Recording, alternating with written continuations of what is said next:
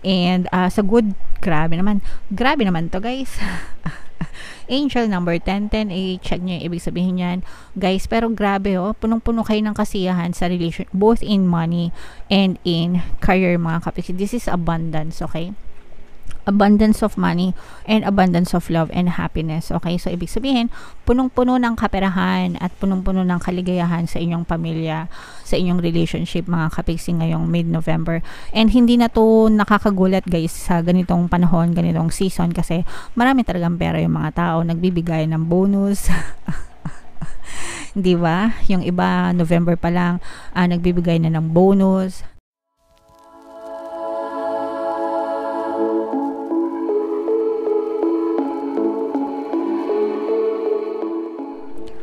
Hello guys, hello Virgo, welcome back to Pinay Pixie Tarot. Ang pamagat ng episode natin for tonight is mid-month kapalaran para ngayong November 16 to 30 para sa Virgo, Sun, Moon, Rising Sign, and Venus.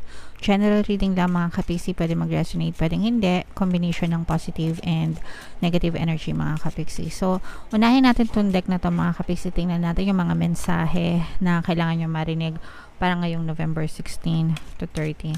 So, we have the earth element para sa inyo guys. We also have mystery. And we also have support message para sa inyo mga kapiksi. Alright. So, unahin natin to mga kapiksi. We have the earth element or earth message para sa inyo. This is one of the 4 elements mga kapiksi. And this denotes the qualities of nurturing, grounding, and sustenance. And and ang ibig sabihin nito mga kapiksi, kumbaga parang remember to give back as you receive, okay? Kung ano yung natatanggap natin, remember na ibalik natin, no? Yung mga, kumbaga, let's say for example, nakatanggap ka ng blessings, make sure na nag-share ka rin ng blessings to other people mga kapiksi. Huwag nating i-hoard. We are all connected to one another mga kapiksi, and the more na nagbibigay ka, the more na maka-receive ka rin naman mga kapiksi. So it's a continuous cycle na dapat tinutuloy-tuloy natin guys, alright? And we also have to nurture syempre yung ating Mother Earth, yung ating tahanan, okay? Kung ano yung magagawa natin in our small ways, contribution. Let's say, for example, mga plantito and plantita, di ba? Mahilig silang magtanim ng mga halaman. So, they're doing good deeds sa ating Mother Earth. Pero kung hindi ka naman mahilig maghalaman, yung simpleng pagtatapon lang ng basura sa tamang lagayan, napakalaking tulong na. Yung pagtitipid mo sa tubig, sa kuryente, di ba? Malaking tulong na yun mga kapiksi. Alright? So, whatever you can do sa sarili mo, sa sarili mong pamamaraan, gawin mo para alagaan din ang ating precious Mother Earth. Alright? And ito naman guys, maaaring nagkakaroon ng spiritual awakening for some of you, no? And that's fine, okay lang yan, because wag kayong, hindi kayo kailangan matakot, or hindi kayo dapat matakot. We're all spiritual beings trapped in a human form mga kapiksi. Lahat tayo spiritual energies, and there are some people na mataas yung mga spiritual or malakas yung kanilang mga spiritual senses, and that's fine. And sometimes yung iba parang nagkakaroon ng awakening. So if gusto nyo mag-research, magsaliksik, hanapin ang sagot as to why things are happening to you, yes, pwede. Kung gusto nyo na ma-ignore, pwede rin mga kapiksi. Depende sa inyo, preference nyo yan. Alright? And eto guys, support, ibig sabihin nito, you have to understand na lahat tayo dapat nagtutulungan. And ikaw din, kumbaga, pag kailangan ng tulong ng mga kakilala mo, mga kamag-anak mo, magbigay ka ng tulong sa gana ng iyong makakaya. And kapag ikaw naman yung nangailangan ng tulong, huwag kang mahiyang humingi ng tulong sa kanila. Okay? Kasi unang-una, hindi ka pabigat. Yung iba kasi, iniisip nila na baka pabigat sila sa ibang tao, kaya naiya silang tumulong, humingi ng tulong. Hindi ganun mga kapiksi. Actually, ginagawan mo pa sila ng pabor kapag tinulungan ka nila, because may balik sa kanila na good karma yon. Okay? So, tinutulungan mo sila na balikan ng kanilang good karma. So, wag kayong mahiyang manghingi ng tulong kung kinakailangan mga kapiksi. And wag din kayong magdamot ng tulong sa ibang tao kung kinakailangan. Alright? So, ganun lang yun. Give and take lang mga kapiksi. Okay? Alright. So, yan yung mga messages na kailangan mong marinig ngayong mid-November. Tingnan natin yung ganap sa inyo. Shuffle ko to guys. Hanapin ko yung energy ng Virgo. Habang sinashuffle ko to, panoorin nyo muna tong video natin regarding sa ating paano mag-manifest ng abundance video course. Kapiksi, sawa ka na ba sa mga struggles at hirap sa buhay mo? Masipag ka ba at masikap sa buhay ngunit hindi ka pa rin umaasenso? Ilang beses ka na bang nag-attempt magnegosyo at mag-invest pero palagi ka pa rin nalulugi? Sa pagkakataon na ito ay maaaring may subconscious beliefs ka na nagiging balakid sa iyong pag-unlad at pagyaman. Introducing, paano mag-manifest ng abundance video course. Dito ay matututunan mong ma-overcome ang mga balakid mo para tuluyan ka ng umunlad, umasenso, sumagana, maging matagumpay, successful at maswerte sa iyong kabuhayan, pera, trabaho, negosyo, salapi at kaperahan ng bonggang-bongga. Dali, mag-send na ng email sa pinoypixie@gmail.com at simulan na ang iyong pagyaman ngayon. Alright. So, gusto mo bang yumaman, kapiksi? Kung gusto mong yumaman, umunlad at umasenso ng bonggang-bongga, mag-avail ka na ng course, guys, kasi sobrang ganda talaga niyan. And good news, no, dahil malapit ng magpasko, extended yung sale natin, mga kapiksi, until November 30. So, mag-avail na kayo habang may sale tayo. Meron din tayong email coaching, mga kapiksi, manifest your desires using the law of attraction. If meron kayong mga specific na gusto nyong i-manifest, pwedeng love and relationship, pwedeng money or career, mga kapiksi, pwede kayong magpabook ng email coaching session with me. Mag-send lang kayo guys ng email sa pinoypixie@gmail.com. So, Virgo, kayo ay na-represent ng King of Pens sa ating spread, mga kapiksi. Meron din tayong presence ng air sign, Aquarius, Gemini, Libra. For some of you, maaaring may air element kayo sa inyong natal chart. For some of you, you may be dealing with an air sign. Ito ay sobrang positive, mga kapiksi, pero meron tayong nag-iisang negative, sentrong-sentro pa ng inyong energy. Mag-ingat sa mga manloloko, guys.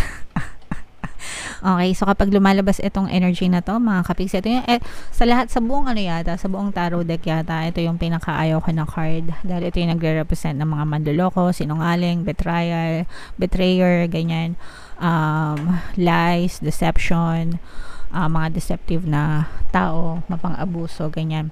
Alright? So, mag-ingat kayo, no? Unang-una, sa pagdating sa pera, mag-ingat kayo sa mga transaction nyo, online, offline. Mag-ingat kayo sa mga pinagkakatiwalaan nyo ng mga information, mga sinasabihan nyo. Sometimes, kahit kakilala nyo, sila pa yung naninira sa inyo, namba-backstab sa inyo. Okay? So, mag-ingat. Mag-iingat sa paglalabas ng pera, mag-iingat sa pag-i-invest, mag-iingat sa mga kinukwento, sa mga pinag-share ng mga kwento, mag-ingat sa mga strangers, mag-ingat sa mga kakilala. In short, mag-ingat, mga kapiksi. This is babala ng pag-iingat para sa inyo. Alright? And sa good, grabe naman to, guys. Angel number 1010, check nyo yung ibig sabihin yan, guys. Pero grabe, punong-puno kayo ng kasiyahan sa relation, both in money and in career, mga kapiksi. This is abundance, okay? Abundance of money and abundance of love and happiness. Okay, so ibig sabihin, punong-puno ng kaperahan at punong-puno ng kaligayahan sa inyong pamilya, sa inyong relationship, mga kapiksi, ngayong mid-November. And hindi na to nakakagulat, guys, sa ganitong panahon, ganitong season, kasi marami talagang pera yung mga tao, nagbibigay ng bonus. Di ba? Yung iba, November pa lang, nagbibigay na ng bonus, 13th month, yung iba may 14th month, yung iba may mga incentives pa, mga salary, appraisal, ganyan, yung mga pagtaas ng sahod, kung ano-anong incentives, mga gift checks, gift certificates, ganyan, mga performance, bonuses, yan. So, kung ano-ano pa, yan. And, syempre, kapag maraming pera, masaya talaga. Ikaw ba, maraming kang pera, hindi ka masaya? Sige, comment down below. Masaya ka ba pag maraming pera, kapiksi? Comment mo yan sa baba.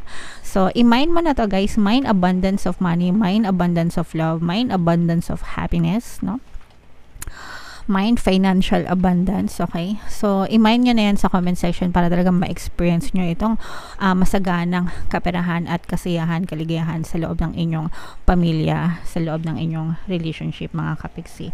For some of you, nakikita natin na nagkakaroon ng mga reunions, gatherings, ganyan, social gatherings, family reunions, nagsisimula na yung mga party, ganyan, or maaring pinaplano nyo na, mga kapiksi.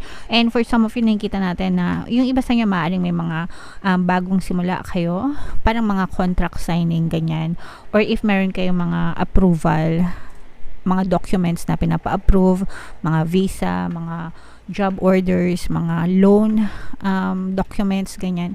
Kung ano man yung nilalakad nyo, whatever na may kinalaman sa dokumento, mga kapiksi, maaari nang ma-provide yung mga approval niyan. Kung marirelease na, magkakaroon na ng kaliwanagan, mga kapiksi. And nakikita natin na talagang open, very open kayo sa receptive kayo sa pagtanggap ng mga blessings, kaya naman lalo pang pumapasok yung mga blessings. Very progressive, no, yung buhay nyo. Pag sinabing progressive, talagang umaasenso. Hindi kayo nagiging stagnant, hindi kayo nai-stuck, no, umaandar. And magandang magandang senyales na talagang you're going to your destination, mga kapiksi.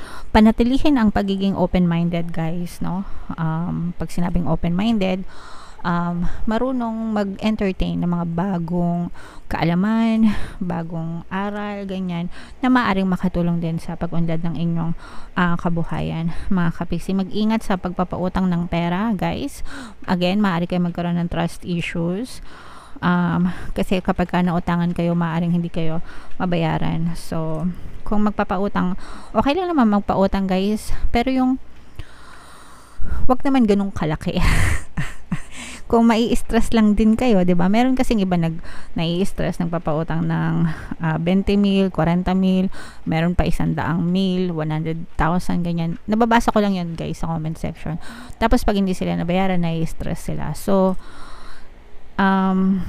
'di ba? Okay lang magpautang mga 500, 1,000. Kahit wag nyo nang singilin, kumaga parang tulong nyo na lang sa kanila.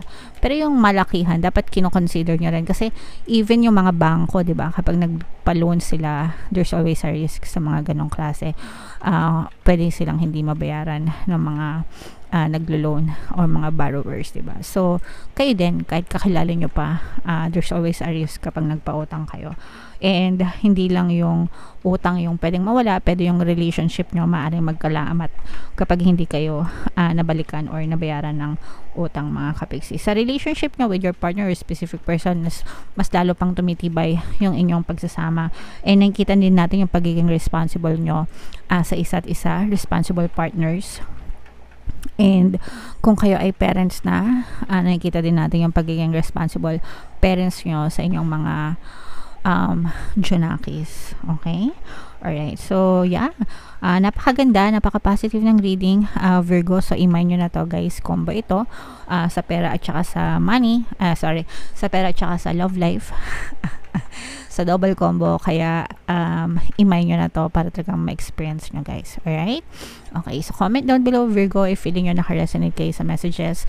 Guys, ito yung ating 2024 money kapalaran. Kung hindi nyo pa napapanood, panoorin nyo na. Super nice. Super ganda.